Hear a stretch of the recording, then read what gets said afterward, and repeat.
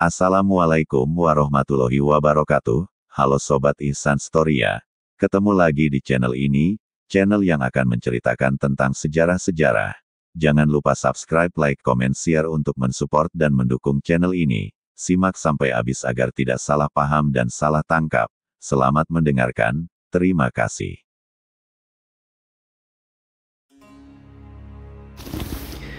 Mengapa agama Islam sering menjadi sasaran kaum Yahudi dan Kristen? Sepanjang sejarah, Islam telah menghadapi berbagai tantangan dan serangan dari berbagai pihak, termasuk kelompok tertentu dari Yahudi dan Kristen. Sejak awal penyebarannya, Islam dianggap sebagai kekuatan besar yang mengancam dominasi kekuasaan yang telah lama ada. Dari zaman Nabi Muhammad SAW hingga era modern, berbagai strategi digunakan untuk melemahkan Islam, baik melalui perang, propaganda, maupun infiltrasi ideologi. Lalu, mengapa Islam begitu ingin diacak-acak oleh kaum Yahudi dan Kristen tertentu? Apakah ini hanya sekedar konflik agama atau ada kepentingan lain di baliknya? Apa penyebab utama dan mengapa Islam yang menjadi sasaran? Kisah ini akan mengungkap akar sejarah konflik tersebut dan motif dibaliknya. 1. Awal mula konflik pengkhianatan suku Yahudi di Madinah. Pada masa Nabi Muhammad SAW, suku-suku Yahudi seperti Bani Qainuqa, Bani Nadir, dan Bani Quraiza awalnya memiliki perjanjian damai dengan kaum Muslim. Namun, setelah Islam mulai berkembang pesat dan menjadi kekuatan baru di Jazirah Arab, beberapa dari mereka merasa terancam dan melakukan pengkhianatan. Bani Qainuqa menghina dan melecehkan seorang wanita muslimah yang akhirnya memicu konflik.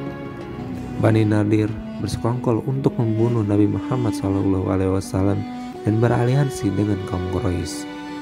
Bani Quraiza melakukan pengkhianatan terbesar dengan membantu pasukan Quraisy dalam perang Khandaq. Akibat pengkhianatan ini, mereka diusir dari Madinah atau dihukum sesuai hukum perang yang berlaku saat itu. Sejak saat itu, kebencian terhadap Islam semakin mengakar di kalangan tertentu dari Yahudi. Kedua, Perang Salib, upaya Kristen menghancurkan Islam. Pada abad ke-11 hingga ke-13, Perang Salib terjadi sebagai reaksi terhadap dominasi Islam di wilayah Yerusalem dan Timur Tengah. Paus Urbanus II menyerukan perang dengan dalih merebut kembali kekuasaan Yerusalem dari tangan Muslim. Namun, motif sebenarnya lebih dari sekadar agama. Kekaisaran Kristen merasa terancam oleh ekspansi Islam yang begitu pesat. Motif ekonomi dan politik, karena dunia Islam saat itu lebih maju dalam ilmu pengetahuan, perdagangan, dan teknologi.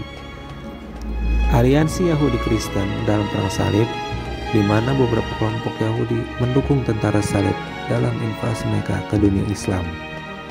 Meskipun Perang Salib akhirnya gagal, kebencian terhadap Islam terus berlanjut dan berubah bentuk dalam strategi lain. 3. Runtuhnya Andalusia, persekongkolan Yahudi dan Kristen. Pada abad ke-15, kejayaan Islam di Andalusia mencapai puncaknya. Umat Islam, Kristen, dan Yahudi sempat hidup berdampingan dalam kedamaian. Namun, ketika Raja Ferdinand dan Ratu Isabella dari Kristen Reconquista berhasil merebut kembali Spanyol, mereka melakukan pembersihan besar-besaran terhadap Muslim. Kaum Yahudi yang sebelumnya mendapat perlindungan dari umat Islam justru bersekongkol dengan Kristen dalam menjatuhkan pemerintahan Islam di Andalusia. Setelah jatuhnya Granada pada tahun 1492, baik Muslim maupun Yahudi yang tersisa diusir atau dipaksa masuk Kristen. Ini menunjukkan bahwa meskipun ada aliansi sementara, tetapi Kristen merasa sudah cukup kuat. Mereka pun tidak segan-segan menyingkirkan Yahudi dan Muslim sekaligus. 4. Konspirasi Zionisme dan jatuhnya Khilafah Utsmaniyah. Pada abad ke-19 hingga ke-20, dunia Islam menghadapi ancaman besar lainnya, yaitu gerakan Zionisme dan kolonialisme Barat. Gerakan Zionisme yang dipelopori oleh Theodor Herzl berusaha merebut Palestina untuk dijadikan negara Yahudi. Ketika Sultan Abdul Hamid II dari Kesultanan Utsmaniyah menolak permintaan Herzl untuk memberikan Palestina, konspirasi mulai dijalankan untuk menjatuhkan kekhalifahan Islam. Kelompok Yahudi Kripto atau Donmeh bekerja sama dengan Turki Muda untuk menggulingkan Sultan dan akhirnya menghancurkan khilafah pada tahun 1924. Dengan runtuhnya khilafah Utsmaniyah, dunia Islam kehilangan benteng terakhirnya dan semakin terpecah belah. Kelima, Zionisme, imperialisme Barat, dan Islamophobia di era modern. Saat ini, upaya melemahkan Islam masih terus berlangsung melalui berbagai cara. Yang pertama, propaganda Islamophobia.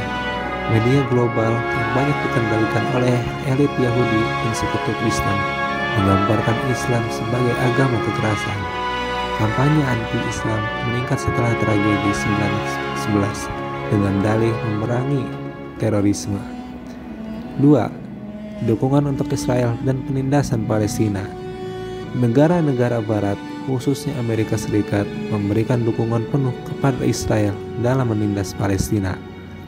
Masjid Al-Aqsa yang merupakan situs suci ketiga umat Islam terus menjadi target serangan Zionis. 3. Infiltrasi ideologi untuk melemahkan Islam dari dalam. Promosi sekularisme, liberalisme, dan feminisme radikal untuk menghapus hukum syariat Islam. Menciptakan konflik di antara umat Islam dengan memunculkan aliran sesat dan kelompok ekstremis. Lalu, mengapa Islam yang menjadi sasaran? Ada beberapa penyebab utama mengapa Islam selalu menjadi target serangan menurut versi Islamstoria. 1. Islam adalah penghalang dominasi Yahudi dan Kristen. Islam mengajarkan tauhid atau keesaan Allah dan menolak segala bentuk dominasi serta ketidakadilan. Ini bertentangan dengan agenda Zionisme yang ingin menguasai dunia dan Kristenisasi yang ingin memperluas pengaruhnya. 2. Islam memiliki kekuatan ideologi yang kuat. Berbeda dengan agama lain yang lebih banyak dipisahkan dari urusan politik dan hukum, Islam adalah agama yang memiliki sistem syariat lengkap mencakup politik, ekonomi, dan sosial. Ini membuat banyak pihak melihat Islam sebagai ancaman bagi sistem mereka. 3. Umat Islam memiliki kekayaan alam yang strategis. Sebagian besar negara muslim kaya akan sumber daya alam seperti minyak dan gas, hingga negara barat yang dikendalikan oleh kelompok Yahudi dan Kristen ingin menguasai kekayaan ini dengan cara menekan dan mengontrol dunia Islam. 4. Upaya melenyapkan identitas Islam. Mempropagandakan Islam sebagai agama teroris agar generasi muda muslim menjauh dari agama Islam. Mendorong umat Islam untuk meninggalkan syariat dengan gaya hidup sekuler dan liberal. Sejarah menunjukkan bahwa upaya untuk mengacak-acak Islam oleh kelompok tertentu dari Yahudi dan Kristen bukanlah sesuatu yang baru. Sejak zaman Nabi Muhammad SAW hingga era modern, Islam selalu menjadi target karena ajaran tauhid yang menentang ketidakadilan, penjajahan, dan dominasi kelompok tertentu. Namun, penting untuk diingat bahwa tidak semua Yahudi dan Kristen memenuhi Islam. Ada banyak individu dan komunitas yang justru menentang Zionisme dan kebijakan imperialisme Barat. Sebagai umat Islam, kita harus tetap waspada, bersatu, dan memperkuat akidah agar tidak mudah dipecah belah.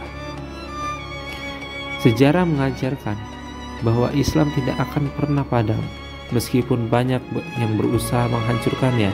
Justru semakin Islam ditekan, semakin ia berkembang. Kini, tugas kita adalah mempertahankan dan memperjuangkan kebenaran dengan ilmu, amal, dan persatuan umat.